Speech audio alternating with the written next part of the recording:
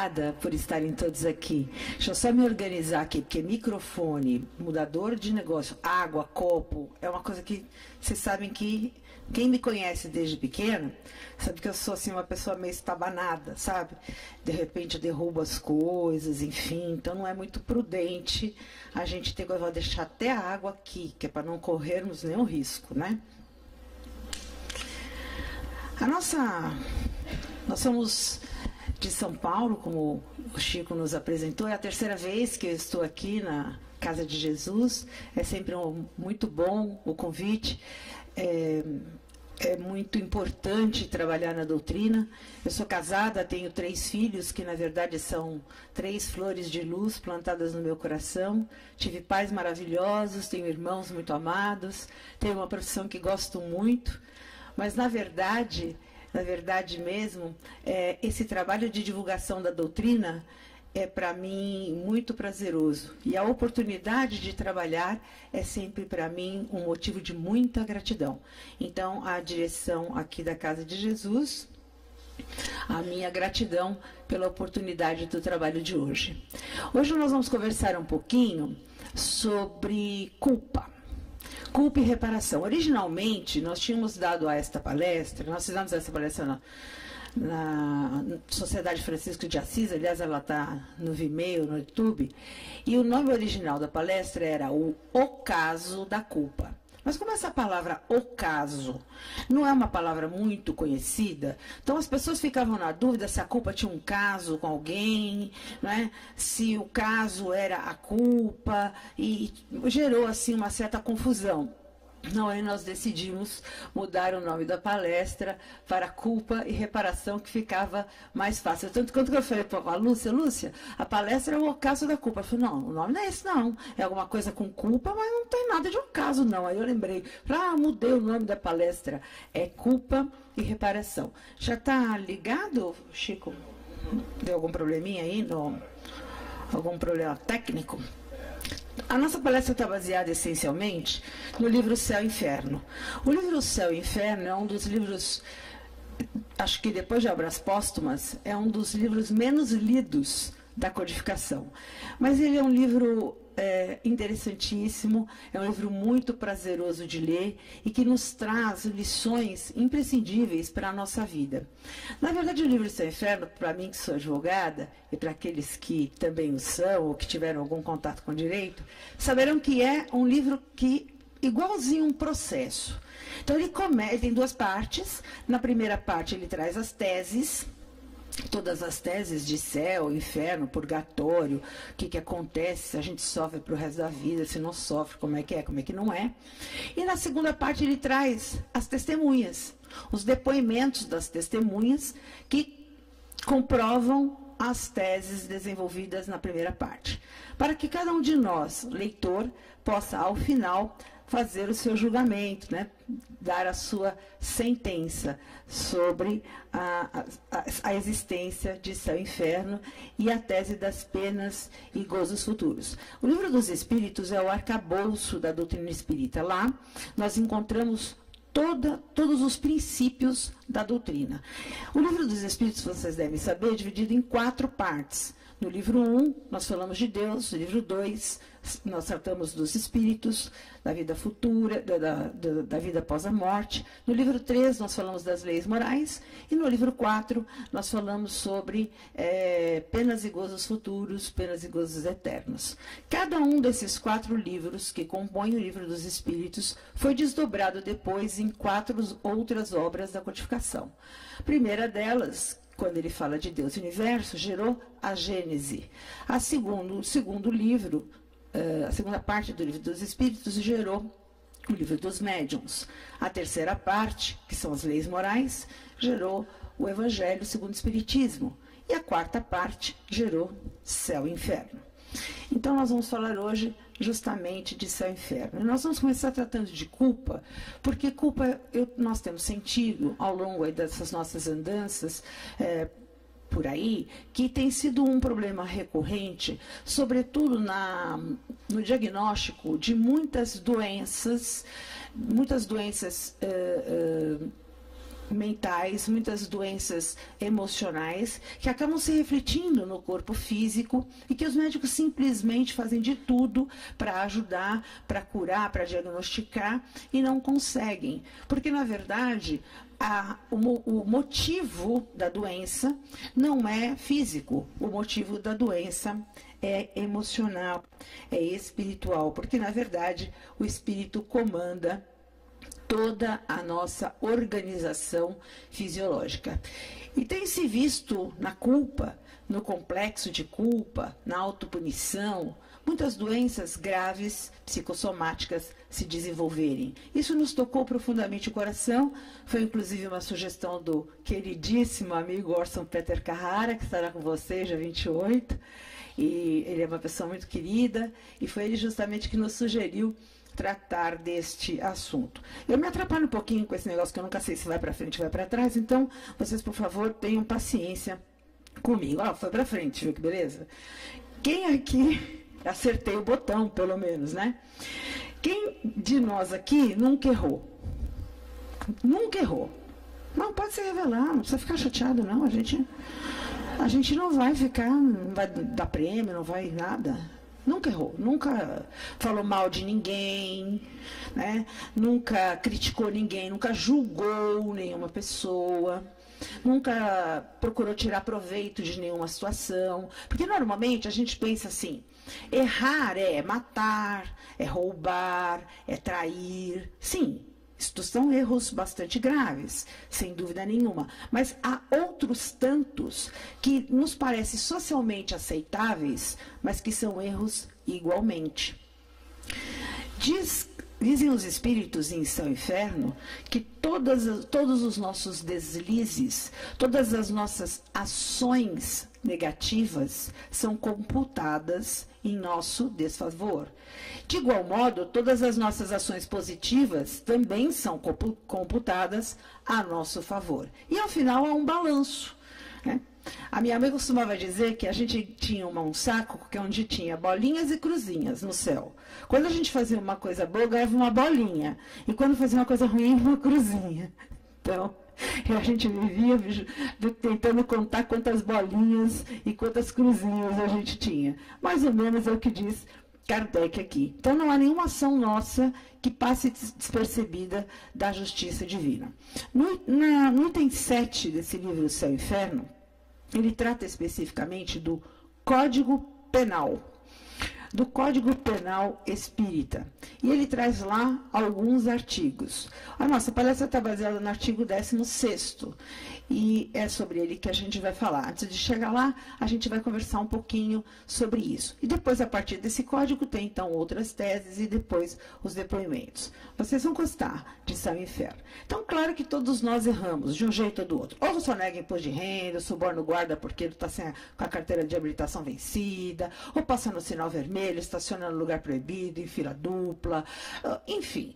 Existem inúmeras coisas que a gente faz e que, às vezes, é consciente, às vezes é inconsciente, por isso que no nosso Código Penal brasileiro existe lá a culpa consciente, a culpa inconsciente, né? Então, a gente sabe que existem coisas que a gente não percebe que fez, quando pensa, puxa, não devia ter feito aquilo.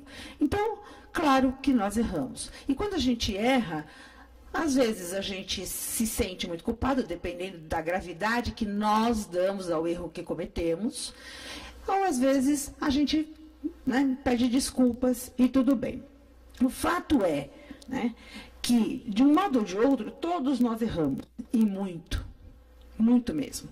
Esta mesmo que vos fala, aliás, o primeiro ouvido que ouve é o meu. Essa palestra foi feita, apesar de ser uma sugestão do Orson, essa palestra foi feita para mim, né? Eu fiz a palestra para mim, estudei o tema para mim. É que todos nós erramos e muito. Isto por quê? Porque a gente não é perfeito. Nós não somos perfeitos, nós somos perfectíveis. Ou seja, nós construímos a nossa perfeição dia a dia, momento a momento. Assim como fazia Sócrates quando dava aula e ele procurava extrair dos alunos a sabedoria que estava dentro deles, assim é Deus conosco, né, que nos permite, nós somos perfeitos, temos as leis morais gravadas na nossa consciência, e dia a dia nós vamos, então, extraindo de nós estas leis morais e vamos mudando o nosso comportamento, vamos agindo cada vez melhor e assim nós vamos construindo a nossa perfeição. Então, Deus não nos fará perfeitos, Ele já nos criou perfeitos. Basta que a gente se esforce para ir trabalhando essa nossa perfeição. Até porque Jesus disse muito claramente, vós sois deuses. Disse ou não disse? Disse. Vocês sabem o tempo do verbo? Ele falou, vós sois deuses. Ou seja, ele usou um verbo no tempo presente. Ele não falou, vós sereis deuses. Ele disse, vós sois deuses. Esta é uma afirmativa do Cristo que deve nos alimentar a alma diariamente. Todo dia que a gente acorda, a gente devia olhar no espelho e dizer assim, bom dia, vós sois deuses. Para que isso vá sendo introjetado em nós e que com isso nós nos sintamos mais fortes e mais seguros e mais dispostos de para corrigir as nossas atitudes e alcançar a nossa perfectibilidade da maneira mais rápida possível. Porque que a gente vai ser perfeito, a gente vai, tá bom? Isto é certo, é o nosso destino. Agora, quanto tempo a gente vai levar para chegar lá, isso vai variar do empenho de cada um. Aqueles que se empenham mais chegarão à perfeição mais depressa, com menos sofrimento, com menos tristeza. Aqueles que se empenham menos vão demorar um pouquinho mais. Mas todos nós chegaremos lá, porque quem disse isso para nós, disse com sabedoria, disse com conhecimento de causa. Então, se ser perfeito dependesse de alguma coisa externa, de algum fator externo, ele não teria usado o verbo no presente. Como ele disse, por exemplo, vocês lembram quando um pai levou um lunático para os apóstolos, Jesus estava em algum outro lugar ocupado fazendo alguma coisa, e um pai levou um lunático lá para os apóstolos, eles estavam já descansando, já era final de tarde, e aí todos os apóstolos se reuniram e rezaram pelo lunático, e conversaram com o lunático e nada, e o lunático se debatia, e o lunático gritava, e o lunático fazia mil e coisas, nada deles conhecerem. Aí Jesus terminou o que estava fazendo e chegou. Quando ele chegou, ele falou, o que está acontecendo aqui? Aí o pai disse, ai, meu filho que é lunático, Senhor, salvai-o, porque eu já fiz de tudo e não consegui. Jesus colocou a mão na cabeça do rapaz, que era um jovem, né? E com ele conversou, e o lunático então foi parando de se debater, falou lá algumas coisas, Jesus conversou com ele era vítima de um obsessor, de uma subjugação, na verdade, mas isso é um outro fórum de discussão, mas Jesus conversou com ele, e ele realmente ficou bom. Levantou-se, agradeceu todo mundo, saiu sorrindo, o pai ficou feliz da vida, agradeceu Jesus, e eles se foram embora. Aí os apóstolos se viraram, assim, tornaram em Jesus e disseram assim, Senhor, o que foi que a gente fez de errado? Nós rezamos, nós pedimos, nós oramos, nós conversamos com ele e não conseguimos nada. O Senhor chegou, fez o mesmo que nós fizemos, né? E, no entanto, o Senhor conseguiu o êxito que nós não conseguimos. O que aconteceu? Explica para nós o que aconteceu. E aí foi que ele disse que éramos homens de pouca fé, que se tivéssemos a fé do tamanho de um grão de mostarda, diríamos a esta montanha, passa daqui para lá, e ela passaria. E ele disse mais, vós fareis o que eu faço e muito mais. Vejam a diferença do tempo do verbo. Vós fareis o que eu faço, ou seja, é um futuro e muito mais. Por quê? Porque isso depende de um aprendizado. O aprendizado que cada um de nós vai fazer ao longo da sua vida. Completamente diferente dessa de Jesus, que ele disse, vós sois deuses. Portanto, não tenhamos dúvidas de que o bem está em nós e que nós podemos fazer tudo o que quisermos. A culpa, na verdade, apesar de ser um sentimento ruim, não é nada bom sentir culpa, ela indica a presença de um debate interior. Quando a gente faz alguma coisa e se sente culpado, puxa, eu não devia ter feito aquilo, significa que alguma coisa dentro de nós está dando um sinalzinho. Ou seja, a nossa consciência já reconheceu que aquilo que a gente fez não foi bom. Então, a culpa indica um movimento interior e é um movimento de evolução. Porque quando a gente já tem o sinalzinho, né, a gente já vê que tem alguma coisa errada. Se esse movimento de evolução, se for bem elaborado, vai produzir maravilhas em nós. Sabe por quê? Existem muitas pessoas, hoje em dia, muito menos do que já houve, porque apesar dos pesares e das notícias horrorosas que a gente ouve por aí, nós já evoluímos muito. A crueldade que hoje existe, infelizmente, as coisas erradas que acontecem, que a gente lamenta e se entristece, hoje, né, são muito menores do que eram há séculos atrás. Hoje, a crueldade que nos choca, há séculos atrás, nos divertia. Nós íamos a circos e a lugares para verem as pessoas sofrerem.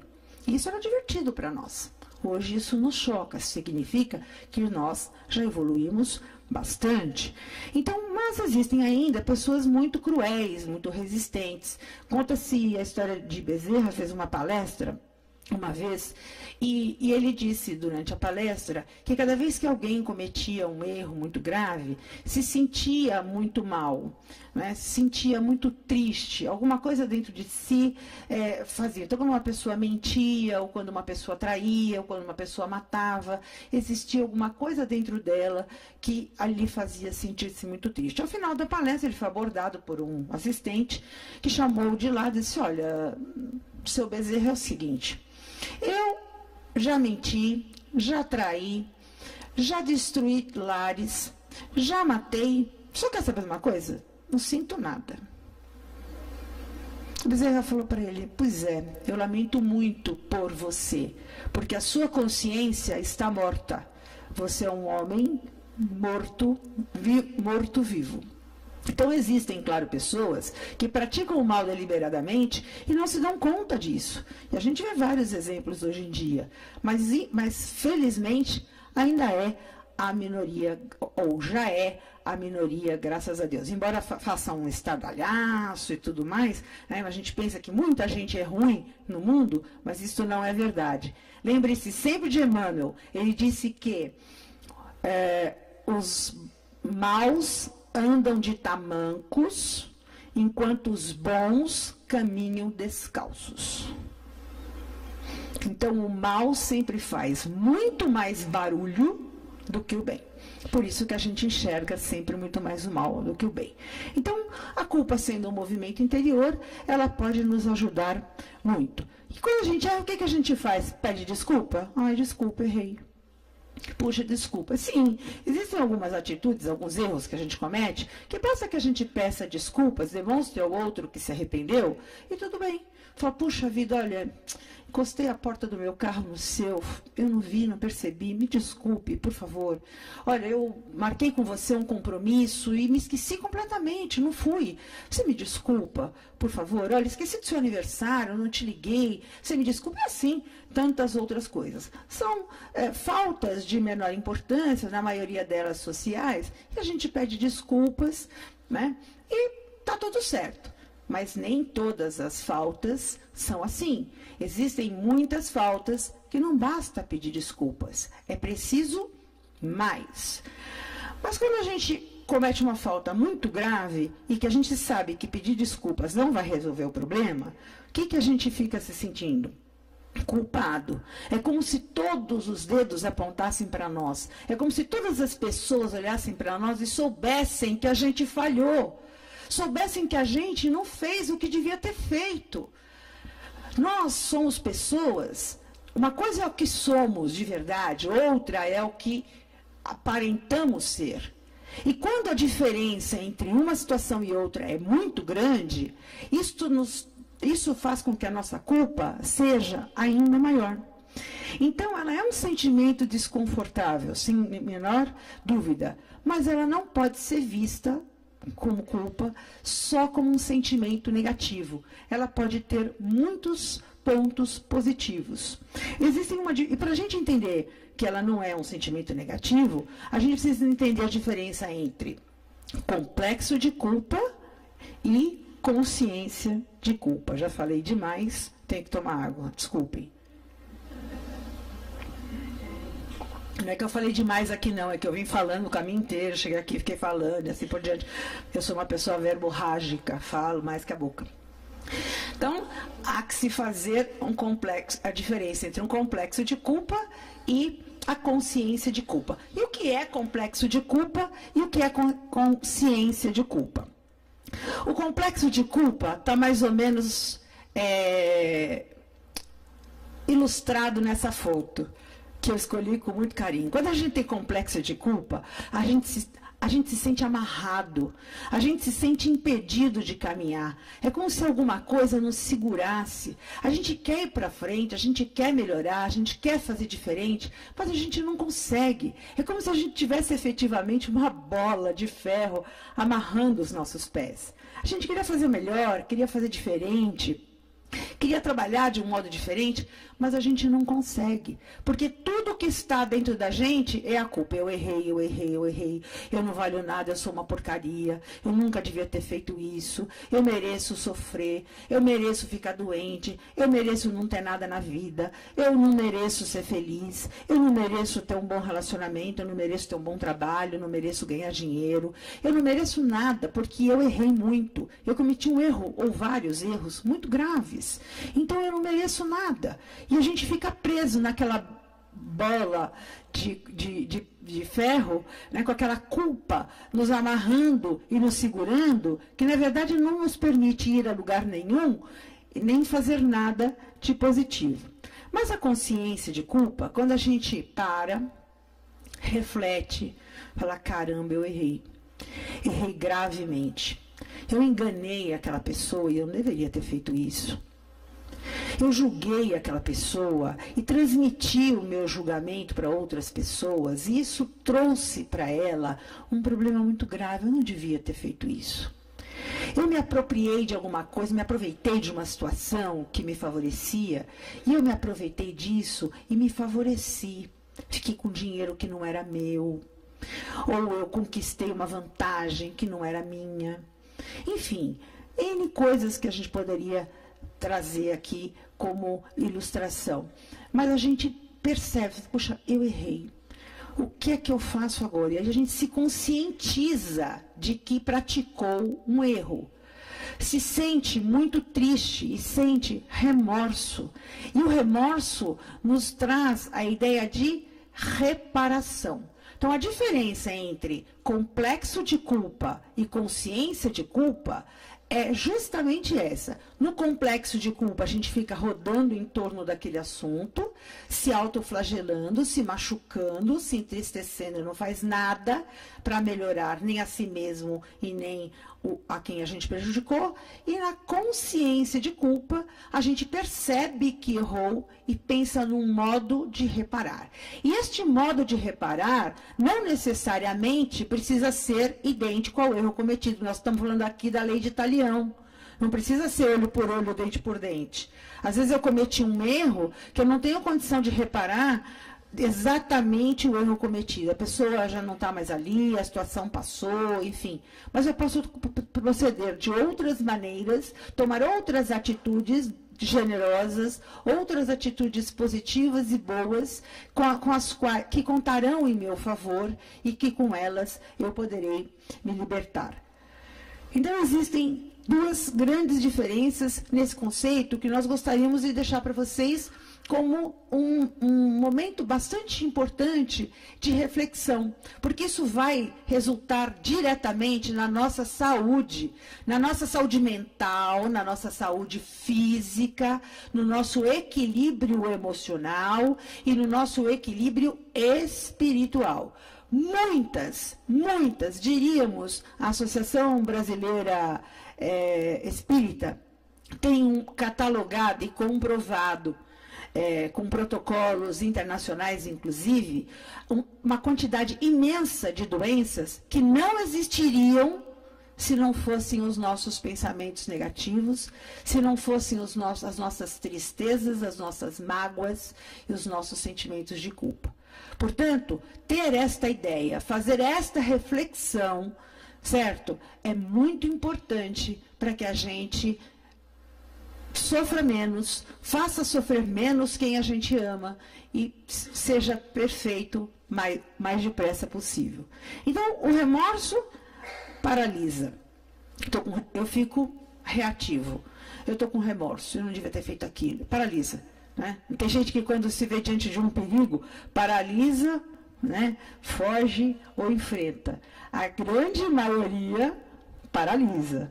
Outra grande maioria foge. E uma mínima quantidade de pessoas reage. Assim é o remorso, ele paralisa. Então, ele é um sentimento reativo. Já a reparação resolve. Bom, o que eu vou fazer para resolver? Errei, beleza, tudo bem? Como é que eu vou fazer para resolver esse problema? Então, eles são proativos. Fica clara a diferença aqui entre um e outro, né? Sobre a diferença de comportamento e sobre a diferença de consequência entre um e outro? Então, vamos lá. No remorso, o remorso, quando ele se manifesta, ele traz sentimentos de tristeza, ele traz consigo uma severa depressão, melancolia e é a causa, como já dissemos, de inúmeras doenças psicossomáticas. A pessoa com profundo sentimento de remorso se sente assim. Ela não tem para onde ir, ela perde o norte. Ela não consegue compartilhar com ninguém, ela se sente sozinha. Muitas vezes ela quer morrer, porque ela acha que ela não merece nem mais viver.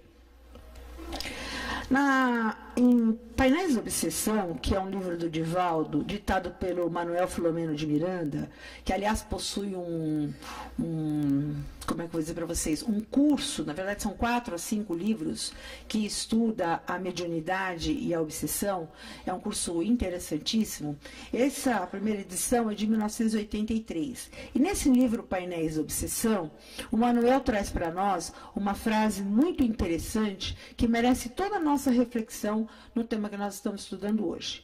Problemas de graves mentalizações e deficiências, enfermidades irreversíveis surgem como efeitos da culpa guardada no campo da consciência em forma de arrependimentos tardios pelas ações nefastas antes praticadas. Às vezes a gente erra quando é jovem. Às vezes a gente erra quando é meio jovem. Nós que temos mais de 20 anos, já erramos bastante. Tem alguém com menos de 20 anos, eu estou vendo aqui, né? Mas é uma minoria. Todos nós aqui temos mais de 20 anos. Então, quando a gente tem mais de 20 anos, a gente para pensar e às vezes a gente errou lá atrás. Mas a gente guarda isso, e vai guardando, e vai guardando. Chega um momento em que isto vai contaminando as nossas células, isto vai comprometendo a nossa qualidade sanguínea e vai trazer para nós problemas de saúde muito graves. Eu vou lembrar para vocês que esse livro é de 1983, certo? Portanto, ele tem 21 anos, como nós. Mais de 20 anos. 30 anos, né? 80, desculpa aí, hein? Sabem que advogado só sabe fazer conta de 10%, 20% e 30%. É, não é? Passou disso, a gente não faz mais conta, tá bom? Então, há 30 anos, Manuel Filomeno de Miranda, antes que a Associação Médica Espírita Brasileira tivesse esse protocolo de que 90% das doenças hoje enfrentadas pela população do mundo são causadas pelos sentimentos e pelos desequilíbrios dos sentimentos, ele já disse que existem enfermidades irreversíveis que surgem como efeitos da culpa guardada. Portanto, atenção, especial atenção com essa situação. Fuja do remorso. Deixa o remorso para lá, não serve para nada. Para que serve o remorso? Para nada, vou contar para vocês. Para que serve? Para nada. Repitam, para que serve o remorso? Para nada, certo? Ele paralisa, ele adoece. Resolve alguma coisa? Ai, eu tô com remorso tão grande. Olha, puxa vida, ontem peguei R$1.000 de uma pessoa que estava ali, achado, né, roubado, né? Estava ali, R$1.000, peguei, pus na bolsa. Mas sabe que agora eu tô com remorso? Já pensou quem perdeu? Falta que deve estar fazendo? estou com um remorso tão grande. Mas eu vou gastar o dinheiro, né, já que eu achei. Não é assim? Então ele não resolve nada. Ele simplesmente me deixa triste e não resolve. O que eu tenho que fazer? Assumir a responsabilidade que me cabe pelo ato que eu cometi, certo? E trabalhar para a reparação. Eu posso voltar no lugar e perguntar quem perdeu R$1.000. Muito provavelmente várias pessoas vão dizer que foram elas. Não é? Mas eu posso usar aquele dinheiro para fazer uma doação importante para casa, para as cestas básicas da casa. Por que eu fechei a garrafa? Alguém pode me explicar? Não? Claro, por favor. Desculpa, minha assessora para assuntos especiais. Obrigada, viu, querida? Eu posso fazer uma doação com esse dinheiro, eu posso ajudar pessoas que precisam e tudo mais. Ou seja, errei, não devia ter pego aquele dinheiro, naquele momento eu devia ter procurado se era de alguém e tudo mais, deixado meu telefone para caso alguém voltasse lá e perguntasse, não fiz. Tem como voltar atrás? Não, não tem. Então como é que eu vou fazer? Vou reparar. Eu vou usar esse dinheiro para uma coisa boa. Eu vou dar para ele um destino bom. É igual livro, viu? Livro que a gente ganha ou que a gente compra e lê, gostou muito? Gostou. Vai guardar na prateleira? Pra quê? Esquece em algum lugar. Larga no banco do ônibus, né? Na prateleira da padaria, no café, na barbearia, no cabeleireiro. Alguém vai achar. E quando achar, vai ler. Eu até escrevo no livro. Esqueci esse livro aqui de propósito para você. Faça bom proveito. E vou esquecendo por aí. Largo o livro em café. Eu adoro café. Então eu largo o livro em cafeterias e tudo mais. No assento do cinema. Outro dia eu fui para Araçatuba. Deixei lá, já tinha lido o livro. Deixei sair e deixei o livro lá no cinema. Né? Então a gente vai deixando. Então a gente procura realmente reparar o erro cometido. Então errou. Não se maltrate. Imagina andar aqui, ó. Quem consegue se imaginar andando aqui? Olha a posição da moça. Eu mereço sofrer. Eu tenho que sofrer, porque eu errei muito. Certo? Errou. Perdoe-se. Eu descobri recentemente que a melhor definição de humildade é assim. Eu não sou melhor do que ninguém quando faço as coisas certas e nem sou pior do que ninguém quando erro. Esse, para mim, foi uma das melhores definições de humildade que eu já ouvi nos últimos anos, certo? Então eu não sou melhor, eu erro, não sou pior do que ninguém, porque um monte de gente erra também. Eu acerto, faço um monte de coisa certa, e também não sou melhor do que ninguém por causa disso, porque muitas pessoas fazem coisas certas. Então, errou gravemente? Perdoe-se. Esse é o primeiro passo. Não se autoflagele. Não seja cruel consigo mesmo. Isso não vai te absolver e nem resolver o problema. Não adianta você ficar pensando que você ficar sofrendo, ficar sem comer, ficar sem trabalhar, ficar na miséria, não fazer mais nada, vai te absolver? Não vai, não. Lê o Código Penal lá no item 7 do Céu e Inferno, que vocês vão ver que não vai te absolver, não. Vai, não. Certo? O que é que te absolve?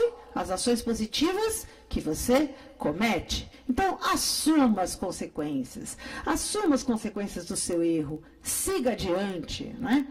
Com confiança.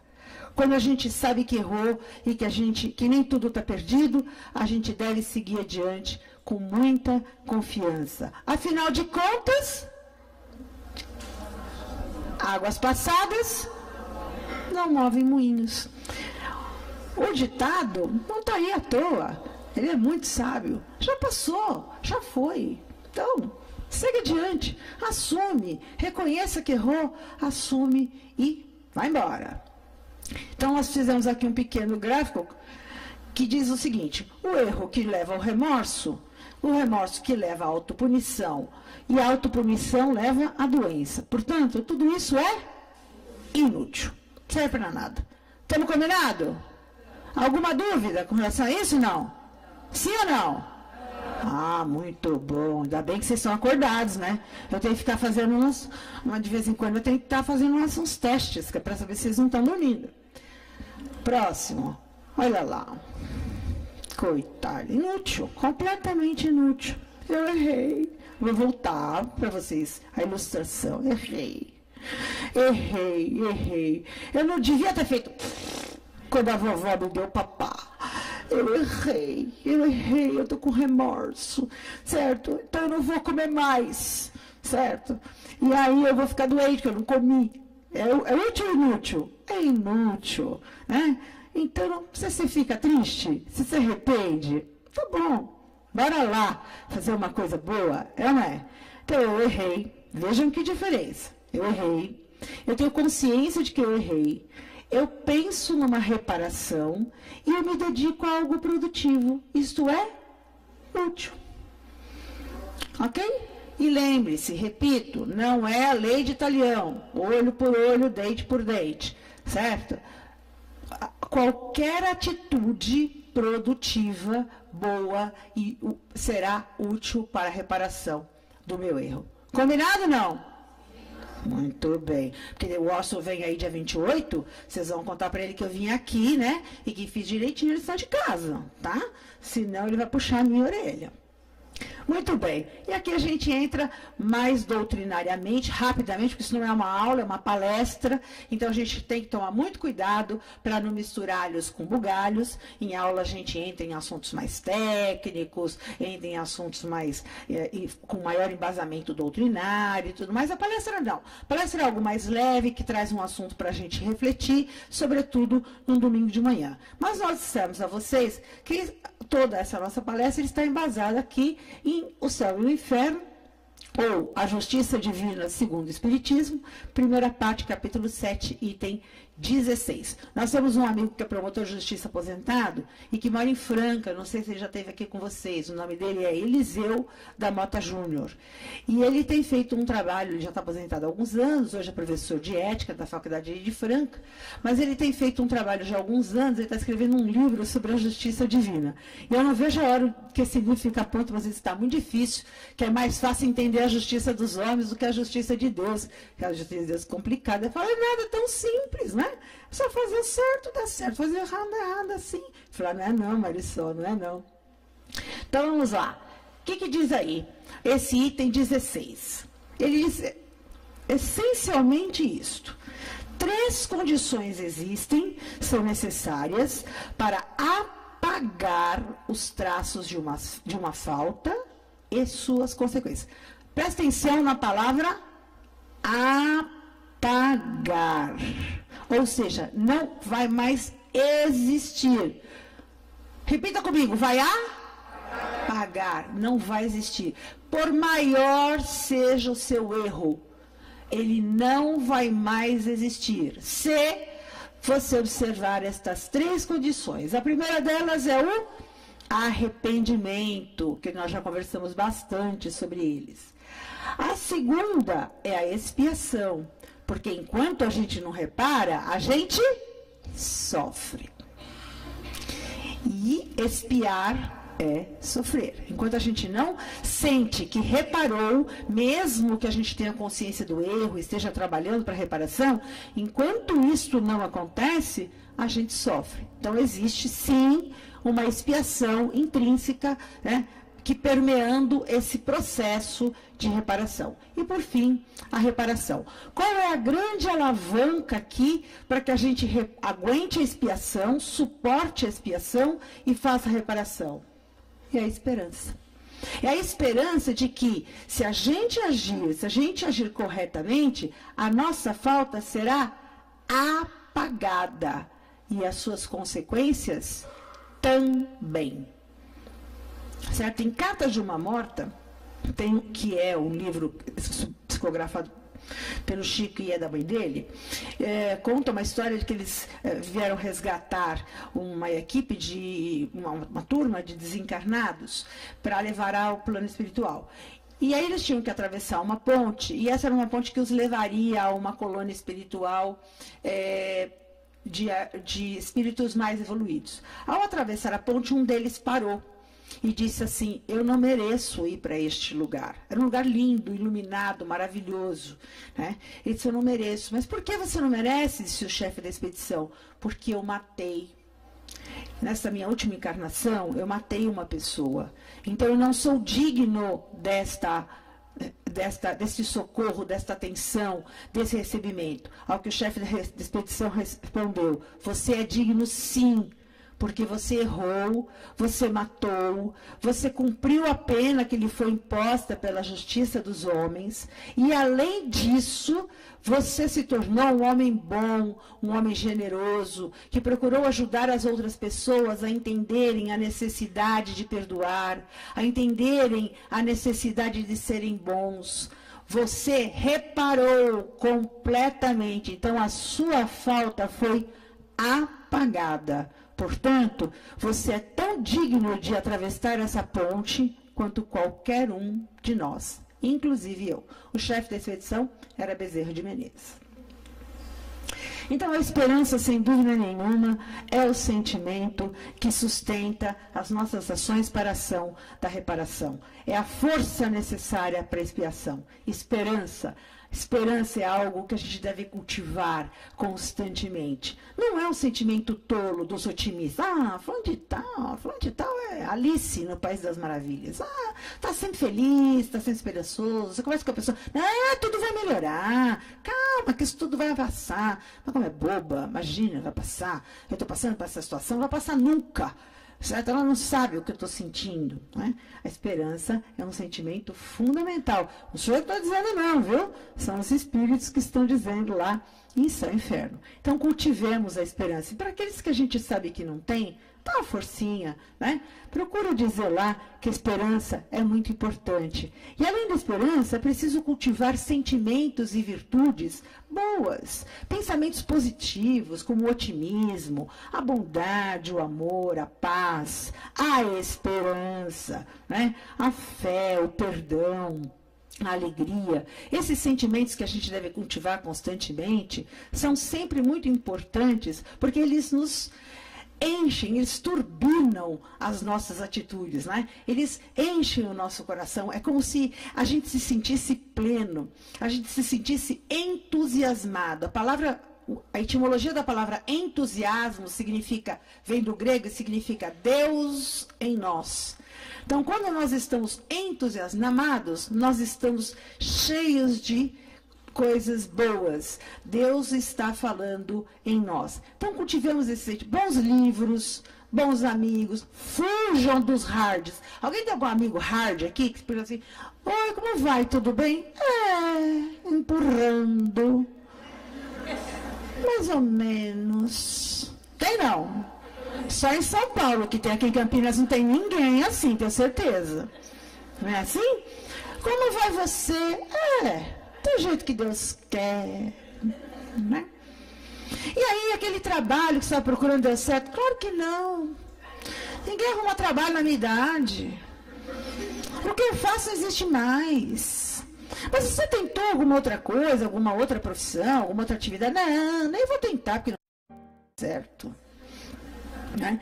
Então, vocês lembram do Hard, aquele personagem que anda com uma nuvenzinha na cabeça? Que ele falava assim: ó vida, ó céus, ó azar. Não é assim? Fujam dessas pessoas. Fujam. Antigamente, as pessoas diziam assim que manga não combinava com nada, né? Então, você não podia comer manga de noite, que era muito pesado, você não dormia, tinha pesadelo. Você não podia comer manga com leite, porque fazia mal, dava congestão. Você não podia comer manga em tempo nenhum. Então, a gente sabe que isso veio de um folclore e tal. Então, tem uma expressão muito engraçada, que todo mundo ri, pelo menos, que quando alguém me apresenta alguma coisa que eu não quero, eu falo assim: não, obrigado, chupei manga. Que assim o povo não insiste. Já entende que... Né? Ô Marisol, quer ouvir a minha história? Não, obrigado, chupei manga. E quando você encontra aquelas pessoas que falam assim: e aí, como é que você vai? Faz um tempo que a gente não se vê. Como é que estão as coisas? Ah, Marisol, tudo começou no dia que eu nasci. Eu falo: nossa, acabei de lembrar de um compromisso que eu tenho. Não tem muito tempo. Dá para começar de ontem? Né? Tá, tudo bem, de ontem. Tem alguma coisa que eu posso fazer para te ajudar de ontem para hoje? Porque do dia que eu nasci, a gente tem um pouco mais de 20 anos, leva um certo tempo. Não é não? Então, tem pessoas que cultivam este hábito de reclamar, de achar ruim, de achar que nada dá certo. Fulano passou no concurso? Ah, claro, teve quem indicou. Gena.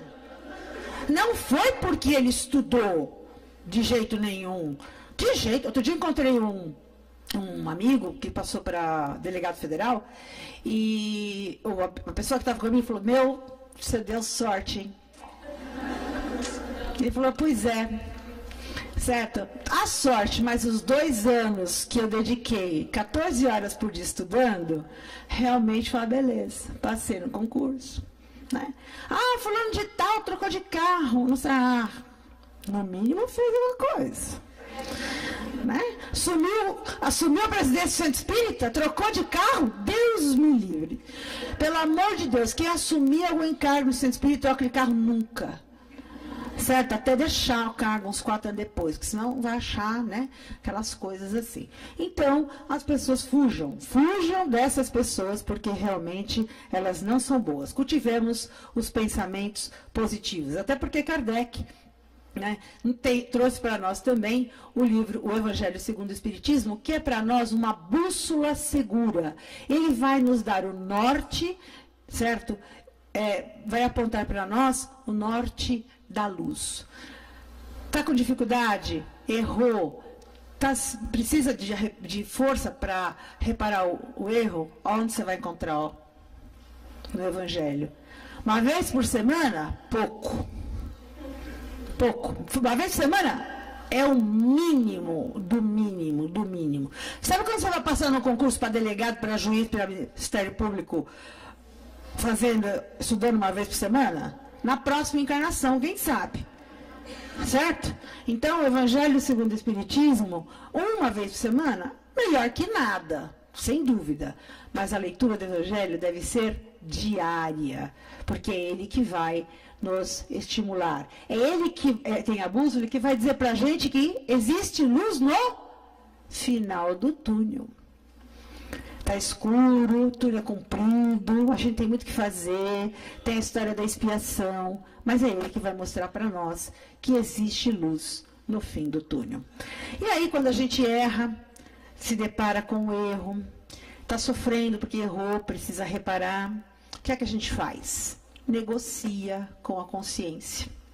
A gente negocia com a consciência uma solução para reparar, uma solução conciliadora, que nos salve da culpa e nos mantenha no caminho da reparação, por mais longo pareça este caminho. Então é preciso negociar com a consciência. Olha, errei, estou super triste, estou sofrendo muito com esse erro, mas eu preciso melhorar. Então, o que nós podemos fazer? Consciência, me ajude. Os benfeitores espirituais nos inspiram e a gente leva esse caminho, trilha esse caminho, traça esse caminho e a gente procura sempre a reparação. Logo, pensando nisso tudo, a gente descobre o quê? Que o perdão não é uma graça. O perdão é uma conquista. É uma conquista de cada um de nós. Senhor, dai-me a graça do perdão. Isso não existe. Por que Deus vai perdoar alguém se alguém errou e infringiu as leis e precisa se reparar ou precisa se reharmonizar com as leis? Isso não existe, isso é uma utopia. Isso é algo que foi criado, que foi mirabolado para nos livrar do trabalho de reparar aquilo que fizemos de errado. Eu vou lá, cumpro uma penitência, me confesso, cumpro uma penitência e estou perdoado. O perdão é uma graça. Não, o perdão não é uma graça. O perdão é uma conquista. De quem? Nossa, que erramos e reparamos o nosso erro.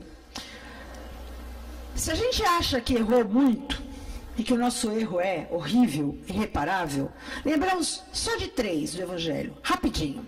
O primeiro deles, Paulo. Quem lembra de Paulo? Paulo era o doutor da lei, judeu. O que ele fazia?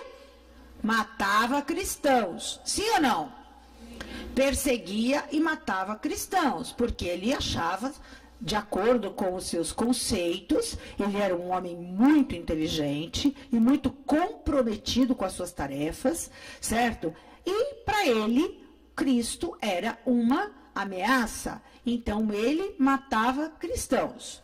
Existe o livro Paulo e Estevão, quem não leu, por favor, leia, que vai saber. O livro começa com ele mandando apedrejar Estevão, porque Estevão é justamente um cristão. Depois ele se apaixona por Abigail e descobre que Abigail era irmã de Estevão, né? Então, pois é, né? Pois é. Então vamos nos lembrar de Paulo. Quando Jesus aparece para Paulo às portas de Damasco e diz para ele: Paulo, Paulo, por que me persegues?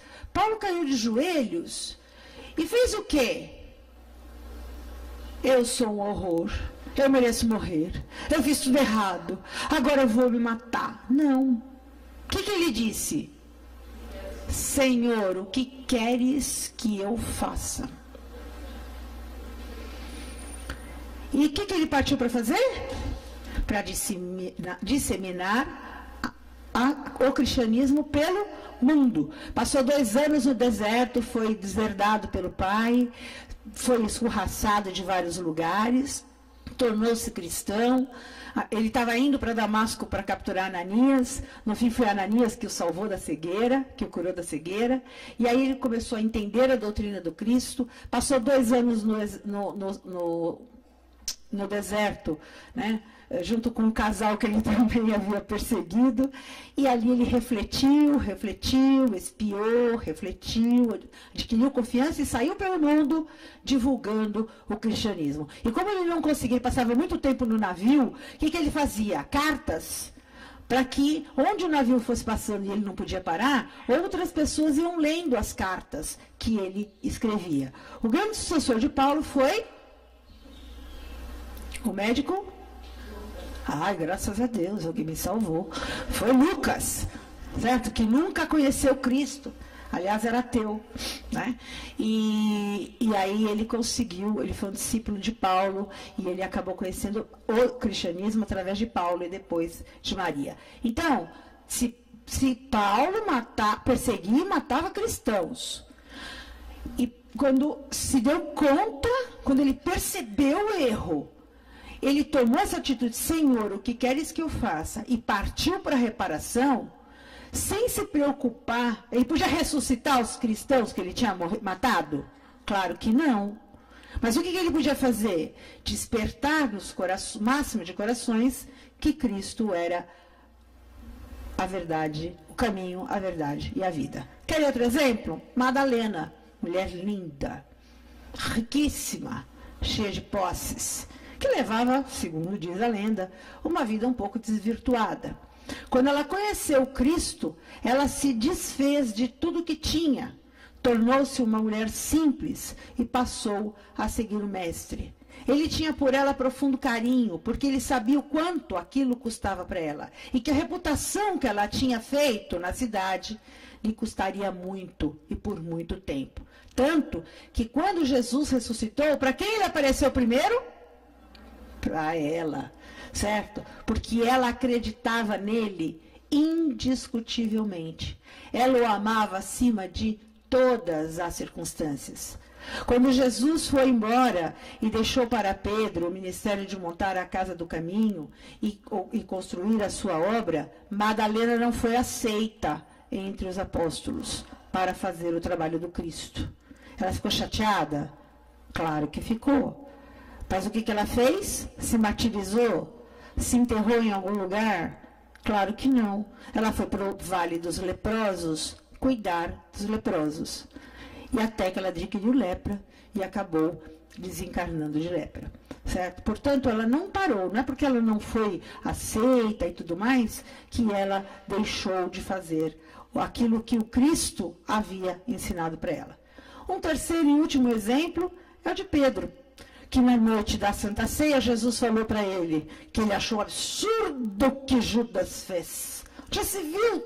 Traiu o Senhor por 30 moedas. Onde já se viu esse Judas, que lhe beijou a face e depois lhe traiu? Ele disse: Pedro, Pedro, antes do galo cantar, tu me negarás 3 vezes. Eu? De jeito nenhum. não vou de jeito nenhum negar. Pedro, Pedro, antes do galo cantar, tu me negarás 3 vezes. E assim Jesus foi preso. E lá pelas tantas alguém passou por ele e falou assim, ué, você não é um dos discípulos de Jesus? Eu? Não, nunca vi esse homem na minha vida. Mais adiante um pouquinho, quando Jesus estava já na Via Crucis, e Pedro seguindo assim, meio de longe, meio escondido aqui, meio escondido ali, um soldado romano falou assim, ué, você não fazia parte dos apóstolos do Cristo? Eu? Não, você deve estar me confundindo com alguém. De jeito nenhum.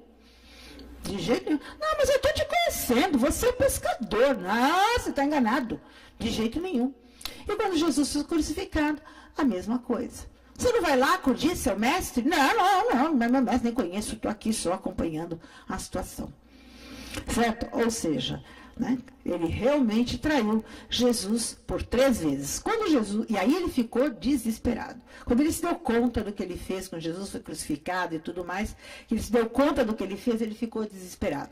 Quando Jesus ressuscitou e apareceu na casa do caminho, ele disse a Pedro que confiava a ele a tarefa de estruturar a obra do cristianismo no mundo. E ele disse, mas Jesus, justo eu que lhe neguei 3 vezes. Pois é, exatamente por isto, certo? Eu confio em ti para erguer no mundo, né, para todo o mundo, a minha doutrina. E assim fez Pedro, trabalhou incansavelmente, acabou preso em Roma e foi também condenado à crucificação, porém de cabeça para baixo, porque ele achava que ele não merecia morrer como Cristo. Anos depois, no concílio de... não vou lembrar o nome, ele foi considerado o primeiro papa, né, da Igreja Católica, enfim, porque vocês sabem que as coisas mudam, tem uma história de política no meio, enfim, vamos mudar essa prosa. Enfim, são 3 exemplos que a gente não deve esquecer. Paulo, Madalena e Pedro. Eles erraram gravemente? Muito gravemente. Com relação a quem? Ninguém mais, ninguém menos do que em relação a Jesus. No entanto, o que eles fizeram? Procuraram trabalhar incansavelmente para mudar o erro. O Consolador é um livro psicografado pelo Chico e de autoria de Emmanuel. Ele diz o seguinte, o amor cobre uma multidão de pecados. Aliás, essa é uma frase de João, aquele que cuidou de Maria até a morte, né? E ele diz que o amor cobre mesmo uma multidão de pecados, traçando a linha reta da vida para as criaturas e representando a única força que anula as exigências da lei de Talião dentro do universo infinito. Então, se eu matei, eu mereço morrer. Se eu roubei, eu mereço viver na miséria. Se eu traí, eu mereço ser traído. E assim por diante. Não. O amor cobre realmente uma multidão de pecados. Traça uma linha reta da vida para as criaturas. E representando a única força, o amor é a única força que anula as exigências da lei de Talião dentro de todo o universo. E só existe uma maneira de nós conseguirmos o nosso desiderato, de nós conseguirmos o nosso objetivo, que é sermos melhores a cada dia, num tempo cada vez mais curto. É pensando em Jesus, entregando a nossa vida a Ele e pedindo a Ele e aos seus benfeitores encarregados de executar na terra a sua vontade, a força, o amparo e a disposição que nos falta muitas vezes para fazer o bem. Pela atenção, muito obrigada.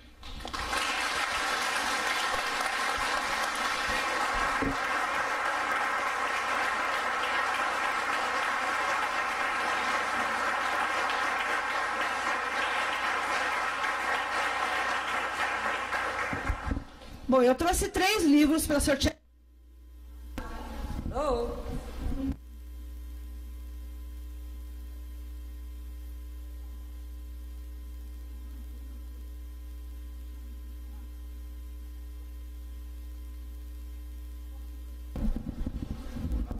Falei? Agora falei. Eu trouxe 3 livros para sortear para vocês. Claro que é céu e inferno, óbvio, né? Claro que vocês vão ler o livro todo para entender o que eu falei. Então eu queria primeiro saber quem é aqui o trabalhador ou frequentador mais antigo da casa de Jesus. Alguém pode dedurar se ele não se manifestar. E aí, Lúcia, quem é o trabalhador mais antigo da casa de Jesus? Do meu lado esquerdo? É a Márcia? 35 anos. E o senhor aqui que está de verde, junto com a minha amiga de Bordeaux? Certo? Quantos anos o senhor frequenta a casa de Jesus? Pode contar, que a gente não vai fazer conta, não. Eu menos ainda, né? Aos 27, então a Márcia está na sua frente. Então, Márcia, para você, com muito carinho, certo? Você leva aqui Céu e Inferno, e que vocês montem um grupo de estudos, certo? Para estudar concisamente Céu e Inferno, com todo o meu carinho, ok? E quem faz aniversário nessa semana, e nessa semana que começa hoje, tá? Hoje é o primeiro dia da semana. Então, de hoje até sábado que vem, quem faz aniversário? Tá bem, leva outro. Tudo bem, obrigada. Tá? Muito bem. E por fim, faltou alguém, não? Faltou alguém? Eu tenho mais um livro. Olha, já se candidataram duas. Por que você acha que você devia levar o livro? Não, a moça de branco que está ali atrás.